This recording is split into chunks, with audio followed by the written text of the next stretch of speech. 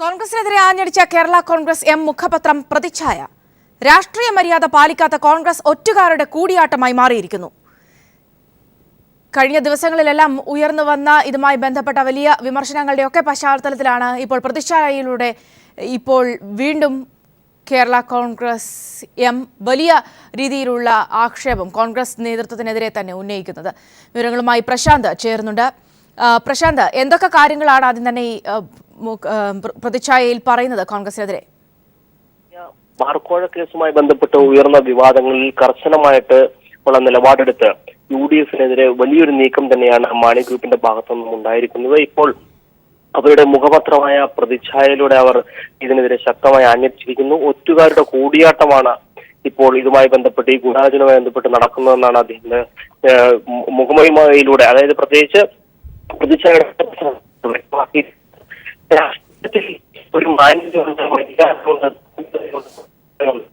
സംസ്കൃത പദങ്ങളിൽ ജീവിതത്തിനുമ്പോൾ ഇതിന്റെ വില മകളുടെ വിവാഹ നിശ്ചയത്തിൽ പങ്കെടുക്കുന്നതിലാണ്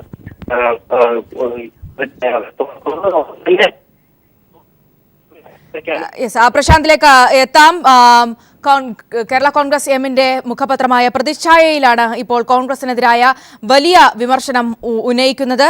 നേരത്തെ രമേശ് ചെന്നിത്തല ഇതിനൊക്കെ ഈ ഇത്തരം ബാർ കോഴ കേസിൽ മാണിക്കെതിരെ ഗൂഢാലോചന നടത്തിയതിന്റെ ഉൾപ്പെട്ട ചെന്നിത്തല UDF ചെയർമാനായി ഇരിക്കുന്ന സാഹചര്യത്തെയൊക്കെ പ്രതിപക്ഷ നേതാവ് ഇരിക്കുന്ന സാഹചര്യത്തെയൊക്കെ തന്നെ ചോദ്യം ചെയ്ത് കേരള കോൺഗ്രസ് എം നേതാക്കൾ രംഗത്തെത്തിയിരുന്നു, ജോസ് കെ മാണിയോ അടക്കമുള്ളവർ. ഈ ഒരു സാഹചര്യത്തിൽ കൂടിയാണ് പ്രതിച്ഛായയിലൂടെ വലിയ വിമർശനങ്ങൾ ഇപ്പോൾ ഉന്നയിക്കുന്നത്. രാഷ്ട്രീയ മാന്യത, രാഷ്ട്രീയ മര്യാദ, രാഷ്ട്രീയ ധാർമ്മികത, രാഷ്ട്രീയ സത്യസന്ധത എന്നിങ്ങനെ ചില സംശുദ്ധ പദങ്ങൾ ഇന്നും നമ്മുടെ പൊതുജീവിതത്തിലെ നിഘണ്ടുവിൽ അന്യം വരാതെ അവശേഷിച്ചിട്ടുണ്ടല്ലോ. പക്ഷെ നമ്മുടെ രാഷ്ട്രീയ നേതാക്കൾ അവയ്ക്കൊന്നും അത്ര വില കൽപ്പിച്ചിട്ടില്ലെന്ന് തോന്നുന്നു.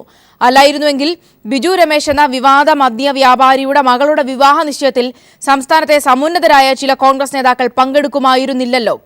ഇത്തരം ഗൂഢാലോചനകൾ ബാർ കോഴ കേസുമായി ബന്ധപ്പെട്ട് നടന്നിട്ടുള്ളതിൻ്റെ ഒക്കെ ഒരു ആയി തന്നെയാണ് ആദ്യഘട്ടം മുതൽക്കേ തന്നെ ബിജു രമേശിൻ്റെ മകളുടെ വിവാഹ നിശ്ചയത്തിൽ പങ്കെടുത്ത നേതാക്കളുടെ നിലപാട് എന്ന രീതിയിലുള്ള വിമർശനമുണ്ടായിരുന്നു.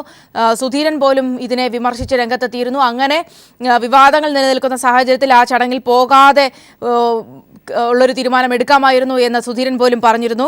ഈ ഒരു സാഹചര്യത്തിലാണ് ഇങ്ങനെ ഒരു വിമർശനം പ്രധാനമായും ഉയർന്നു വന്നിരിക്കുന്നത്. അത് കേരള കോൺഗ്രസ് എമ്മിനെ ചൊടിപ്പിച്ചിരിക്കുന്നു. ഒരുപക്ഷെ ഇതുവരെയുള്ള ആരോപണങ്ങൾക്ക് ശക്തി പകർന്നതുകൂടിയായിരുന്നു അന്നത്തെ ആ ചടങ്ങിലുള്ള നേതാക്കളുടെ പ്രസൻസ് എന്നുകൂടി പറയേണ്ടിയിരിക്കുന്നു. ഏതായാലും വരും ദിവസങ്ങളിൽ കോൺഗ്രസ് UDF രാഷ്ട്രീയം കൂടുതൽ തിളച്ചുമറിയാൻ പോകുകയാണ് എന്ന സൂചന തന്നെയാണ് ഇപ്പോൾ ഈ പ്രതിച്ഛായയിലൂടെ തങ്ങളുടെ നിലപാട് വ്യക്തമാക്കുക കൂടി ചെയ്യുമ്പോൾ കേരള കോൺഗ്രസിന്റെ ഭാഗത്തുനിന്ന് അങ്ങനെ ഒരു തീരുമാനം കൂടി വരുമ്പോൾ മനസ്സിലാക്കേണ്ടത്. UDF-നെ കടുത്ത സമ്മർദ്ദത്തിലാക്കാൻ കേരള കോൺഗ്രസ് എം തീരുമാനം. ബാർകോഴ ഗൂഢാലോചനയിൽ പങ്കാളിയായ രമേശ് ചെന്നിത്തലയെ UDF ചെയർമാൻ സ്ഥാനത്ത് നിന്ന് മാറ്റിയില്ലെങ്കിൽ നിയമസഭയിൽ പ്രത്യേക ബ്ലോക്കായി ഇരിക്കാനാണ് മാണി ഗ്രൂപ്പിൽ ആലോചന. വിഷയത്തെ ഗൗരവമായി തന്നെയാണ് പാർട്ടി നേതൃത്വം കാണുന്നതെന്ന് ജോസ് കെ മാണി MP പ്രതികരിച്ചു. വിവാദ വിഷയങ്ങൾ ചർച്ച ചെയ്യുന്നതിനുള്ള Kerala Congress M steering committee യോഗം അടുത്തയാഴ്ച ഉണ്ടായേക്കും. അതിനു മുന്നോടിയായി വിവിധ ജില്ലാ നേതാക്കളെ കോട്ടയത്തുള്ള പാർട്ടി സംസ്ഥാന കമ്മിറ്റി ഓഫീസിൽ വിളിച്ചു വരുത്തി അഭിപ്രായങ്ങൾ ആരായുകയാണ് നേതൃത്വം. ഇടുക്കി, ആലപ്പുഴ, എറണാകുളം ജില്ലകളിലെ നേതാക്കളുമായി ജോസ് കെ മാണി പാർട്ടി ആസ്ഥാനത്ത് ആശയവിനിമയം നടത്തിയിരുന്നു. ബാർക്കോഴ വിവാദമടക്കമുള്ള വിഷയങ്ങളെ ഗൌരവമായിട്ടാണ് പാർട്ടി കാണുന്നതെന്ന് ജോസ് കെ മാണി MP വ്യക്തമാക്കി. ഗൌരവമായിട്ട് തന്നെ നേതാക്കന്മാർ ഈ കാര്യങ്ങൾ സംസാരിച്ചു. സംസ്ഥാന തലത്തിലും ജില്ലാ തലത്തിലും പോഷക സംഘടനയിലും ഒക്കെ അവരുടെ വികാരങ്ങൾ അറിയിച്ചിട്ടുണ്ട്. പാർട്ടി പൊതുവായിട്ടുള്ള സ്റ്റിയറിംഗ് കമ്മിറ്റി കൂടി ശേഷമേ അത് പാർട്ടിയുടെ അഭിപ്രായമാവുള്ളൂ. ബാർക്കോഴ വിവാദം KM മാണിയെ തകർക്കുന്നതിനുള്ള ഗൂഢാലോചനയാണെന്നും രമേശ് ചെന്നിത്തല അടക്കം ഈ ഗൂഢാലോചനയിൽ പങ്കാളിയാണെന്നുമാണ് കേരള കോൺഗ്രസ് എം നേതാക്കൾ പറയാതെ പറയുന്നത്. ഈ സാഹചര്യത്തിൽ ബാർക്കോഴ കേസിന്റെ നിജസ്ഥിതി അന്വേഷിക്കണമെന്നാവശ്യപ്പെട്ട് കേരള കോൺഗ്രസിന്റെ പോഷക സംഘടനകളായ യൂത്ത് ഫ്രണ്ടും KSUം രംഗത്തെത്തിയിരുന്നു. യൂത്ത് ഫ്രണ്ട് നേതാക്കൾ കോൺഗ്രസ് അധ്യക്ഷ സോണിയാഗാന്ധിക്ക് കത്തയക്കുകയും ചെയ്തു. പാർട്ടിക്ക് നീതി ലഭിച്ചില്ലെങ്കിൽ നിയമസഭയിൽ പ്രത്യേക ബ്ലോക്കായിരുന്ന് UDF നേതൃത്വത്തെ സമ്മർദ്ദത്തിലാക്കാനുള്ള തന്ത്രങ്ങളും കേരള കോൺഗ്രസ് എം ആലോചിക്കുന്നുണ്ട്.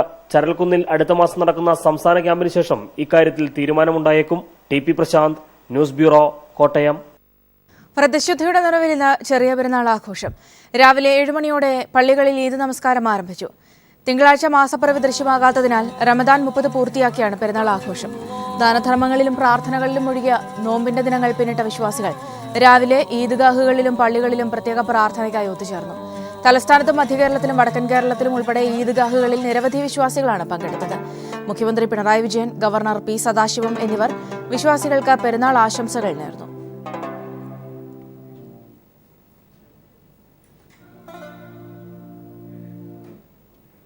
ആറ് വർഷത്തിന് ശേഷം മദനി കുടുംബത്തോടൊപ്പം നോമ്പുതുറയിൽ പങ്കെടുത്തു.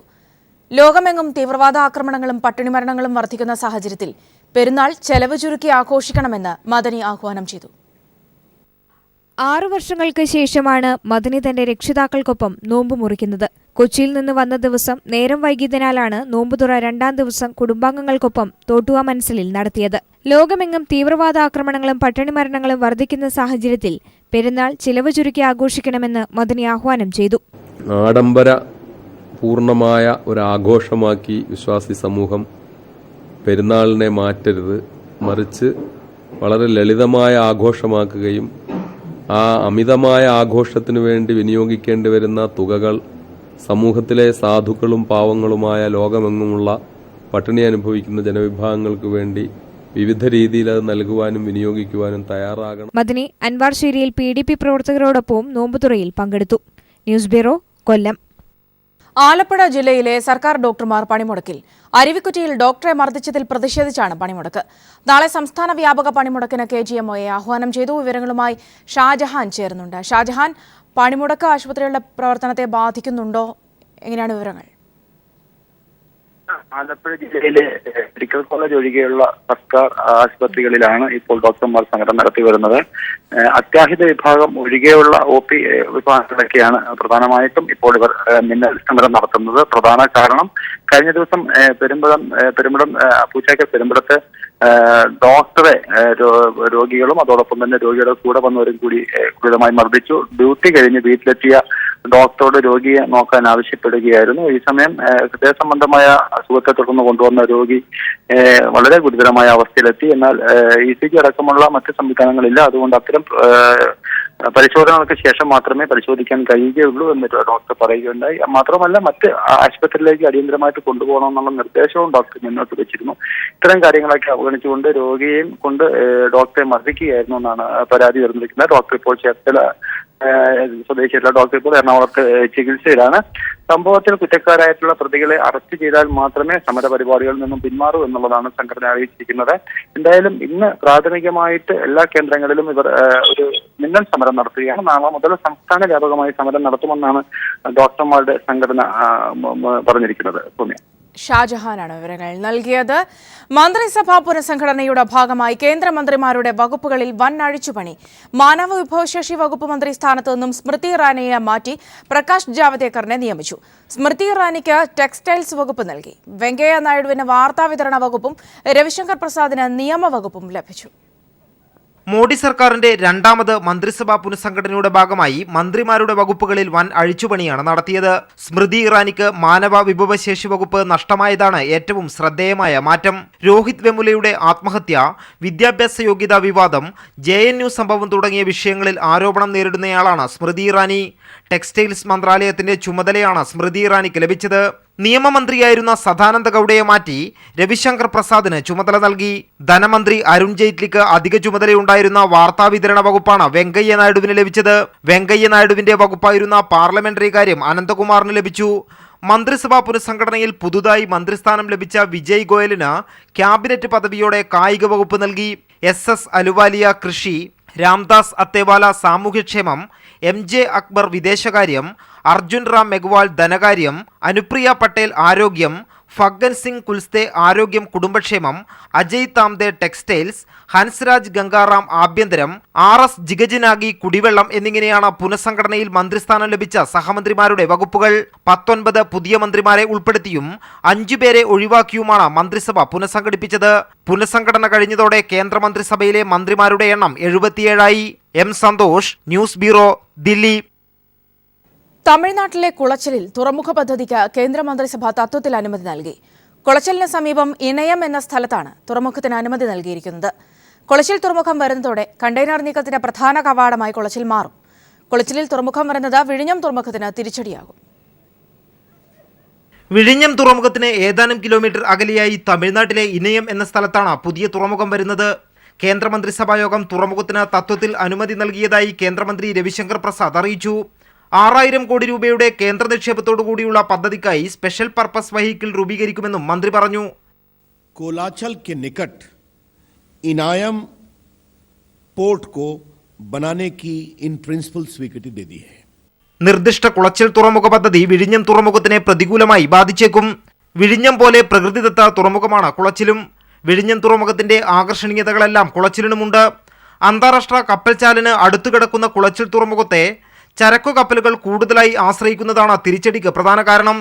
ഇരു തുറമുഖങ്ങൾക്കും സമുദ്രതീരത്തോട് ചേർന്ന് കിടക്കുന്ന കടലിന്റെ ആഴം സമാനമാണ്. നിലവിൽ വലിയ കപ്പലുകൾ കൊളംബോ തുറമുഖത്തെയാണ് ആശ്രയിക്കുന്നത്.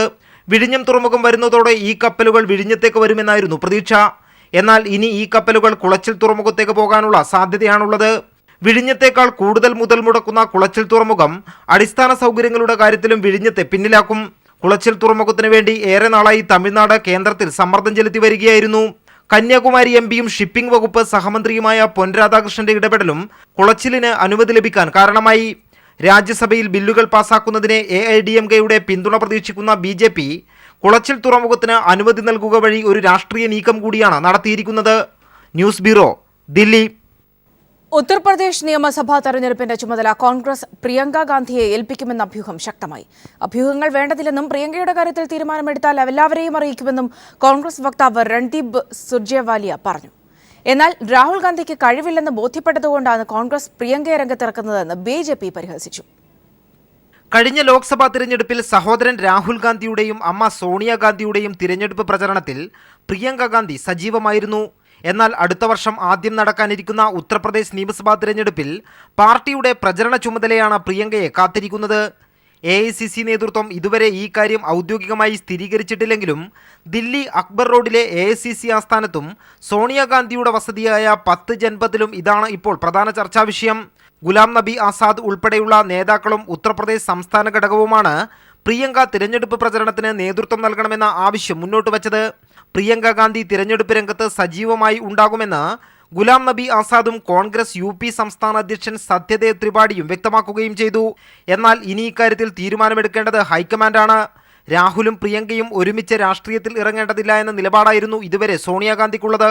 രാഹുൽ ഗാന്ധിയുടെ വിദേശയാത്ര കഴിഞ്ഞ് തിരിച്ചെത്തിയതിനു ശേഷമായിരിക്കും പ്രിയങ്കയുടെ കാര്യത്തിൽ അന്തിമ തീരുമാനമുണ്ടാവുക. അതേസമയം പ്രിയങ്കയെ കോൺഗ്രസ് രംഗത്തിറക്കുന്നു എന്ന വാർത്തയോട് പരിഹാസരൂപേണയാണ് BJP പ്രതികരിച്ചത്. രാഹുലിന്റെ കഴിവില്ലായ്മയാണ് ഇതിലൂടെ ബോധ്യപ്പെട്ടത് എന്നായിരുന്നു BJP വക്താവ് സാംബിത് പാത്രയുടെ പ്രതികരണം. News bureau, Delhi. റബ്ബർ മേഖലയിലെ പ്രതിസന്ധി പരിഹരിക്കുന്നതിനുള്ള നടപടികൾ സംസ്ഥാന ബജറ്റിലുണ്ടാകുമെന്ന പ്രതീക്ഷയിൽ കർഷകരും ചെറുകിട വ്യാപാരികളും. റബ്ബർ മേഖലയെ തകർക്കുന്ന അവധി വ്യാപാരം നിർത്തലാക്കാൻ സംസ്ഥാന സർക്കാർ ഇടപെടണമെന്ന ആവശ്യമുയരുന്നു. ഒപ്പം റോഡ് റബ്ബറൈസേഷൻ പോലെയുള്ള പദ്ധതികളിലൂടെ റബ്ബർ മേഖലയുടെ നഷ്ടപ്രതാപം LDF സർക്കാർ വീണ്ടെടുക്കുമെന്നാണ് കർഷകർ പ്രതീക്ഷിക്കുന്നത്. അന്താരാഷ്ട്ര കരാറുകൾ കുരുക്കുമുറുക്കിയതോടെ റബ്ബർ മേഖലയിൽ ഉടലെടുത്ത കടുത്ത പ്രതിസന്ധിയെ മറികടക്കാനും റബ്ബർ മേഖലയുടെ ഉണർവിനും ആശ്വാസകരമായ നടപടികൾ LDF സർക്കാർ എടുക്കുമെന്നാണ് കർഷകരുടെ പ്രതീക്ഷ. 2008 ഇടത് സർക്കാരിന്റെ കാലത്ത് റബ്ബർ മേഖലയിലെ അവധി വ്യാപാരം 8 മാസക്കാലം നിർത്തലാക്കുന്നതിന് ഇടപെട്ട അതേ ധനകാര്യമന്ത്രി ഡോക്ടർ തോമസ് ഐസക് ഇക്കുറിയും ബജറ്റ് അവതരിപ്പിക്കുമ്പോൾ ഏറെ പ്രതീക്ഷയാണ് കർഷക സമൂഹത്തിനുള്ളതെന്ന് റബ്ബർ ഡീലേഴ്സ് അസോസിയേഷൻ മുൻ പ്രസിഡന്റ് പയസ് കറിയ പൊട്ടംകുളം പറഞ്ഞു. 150 രൂപയുടെ വിലസ്ഥിരതാ ഫണ്ട് എന്നുള്ളത് ഈ ഗവൺമെന്റും തുടരുമെന്ന് കഴിഞ്ഞ ദിവസം നിയമസഭയിൽ ധനകാര്യമന്ത്രി പറഞ്ഞത് കർഷകർ വളരെ പ്രതീക്ഷയോടെയാണ് കാത്തിരിക്കുന്നത്. മുഖ്യമന്ത്രി ബഹുമാനപ്പെട്ട പിണറായി വിജയൻ അദ്ദേഹത്തിന്റെ യാത്രയിൽ ഒരിക്കൽ പറയുണ്ടായി, അമൂൽ മോഡൽ ഒരു റബ്ബർ നയം ഉണ്ടാകുമെന്ന്. റബ്ബർ മേഖലയെ മുഴുവൻ ഉൾപ്പെടുത്തിക്കൊണ്ടായിരിക്കുമെന്നും അദ്ദേഹം പറയുകയുണ്ടായി. ആ ഒരു പ്രതീക്ഷയും ഈ ബഡ്ജറ്റിൽ ഞങ്ങൾ പ്രതീക്ഷിക്കുകയാണ്.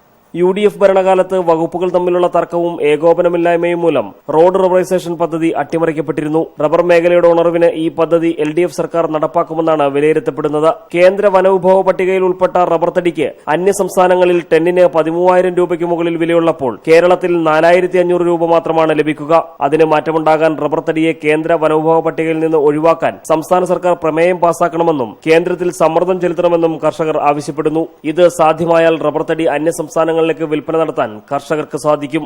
TP Prashanth, news bureau, Kottayam. Mahalakshmi സിൽക്സിന്റെ സപ്തമുഖി 2016 എന്ന പേരിൽ നടത്തുന്ന മെഗാ ഫാഷൻ ഷോ ഈ മാസം 8 Changanassery contour back waters 15 Kottayam Windsor castle convention centre എന്നിവിടങ്ങളിൽ നടക്കും. ഫാഷൻ ലോകത്തെ പുത്തൻ തരംഗങ്ങളുമായി ബോളിവുഡ് താരങ്ങളായ മാധുരി ദീക്ഷിത്തും ജൂഹി ചൗളയും സൂപ്പർ മോഡലുകൾക്കൊപ്പം റാമ്പിലെത്തും. കാലഘട്ടത്തിന്റെ മാറ്റങ്ങൾക്കും അഭിരുചികൾക്കും അനുസൃതമായ ചുവടുവയ്പാണ് സപ്തമുഖി ഫാഷൻ ഷോ എന്ന Mahalakshmi sales managing director Vinod Kumar വാർത്താ സമ്മേളനത്തിൽ അറിയിച്ചു.